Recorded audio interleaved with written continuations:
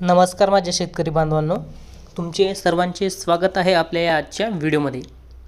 शेतकरी मित्रांनो, तुम्हाला तर माहीतच आहे 2025-26 या वर्षीचे पिकांचे हमीभाव जाहीर झालेले आहे। तर आपण आज या व्हिडिओमध्ये पाहणार आहोत गेल्या वर्षीच्या म्हणजे 2024-25च्या हमीभावामध्ये आणि 2025-26च्या हमीभावामध्ये कितीने वाढ झालेली आहे किंवा घट झालेली आहे, ही संपूर्ण माहिती आज आपण या छोट्याशा व्हिडिओमध्ये पाहणार आहोत। तर हा व्हिडिओ शेवटपर्यंत नक्की बघावा। चला तर व्हिडिओला सुरुवात करूया।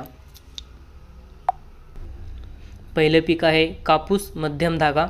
2024 मध्ये या पिकाला हमीभाव मिळालेला होता 7121 रुपये आणि 2025 मध्ये म्हणजे आता या पिकाला भाव मिळालेला आहे 7710 रुपये, वाढ झालेली आहे 589 रुपयांनी। या पुढील पीक आहे कापूस लांब धागा। गेल्या वर्षी भाव मिळालेला होता 7521 रुपये आणि यावर्षी म्हणजे 2025ला भाव मिळालेला आहे 8110 रुपये, वाढ झालेली आहे 589 रुपयांनी। पुढील पीक आहे सोयाबीन। 2024 मध्ये भाव मिळालेला आहे 4892 रुपये, यावर्षी भाव मिळालेला आहे 5328 रुपये, इथे वाढ झालेली आहे 436 रुपयांनी। पुढील पीक आहे तूर।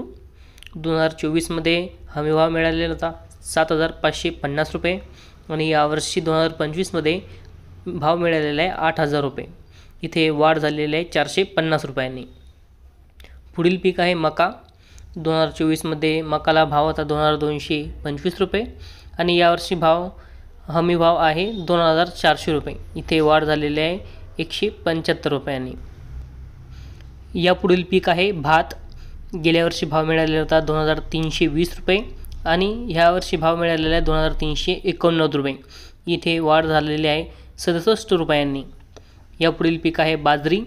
गेल्या वर्षी भाव मिळालेला होता 2625 रुपये आणि यावर्षी भाव मिळालेला आहे 2775 रुपये, इथे वाढ झालेली आहे 150 रुपयांनी। या पुढील पीक आहे मूग।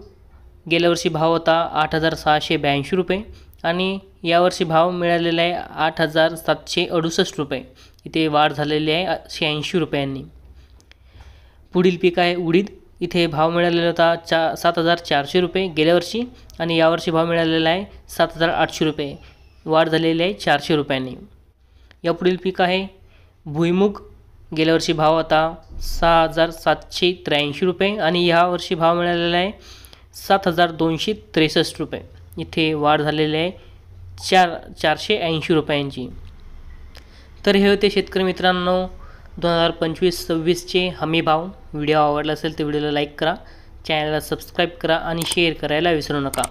चला तर भेटूया पुढच्या व्हिडिओमध्ये। धन्यवाद।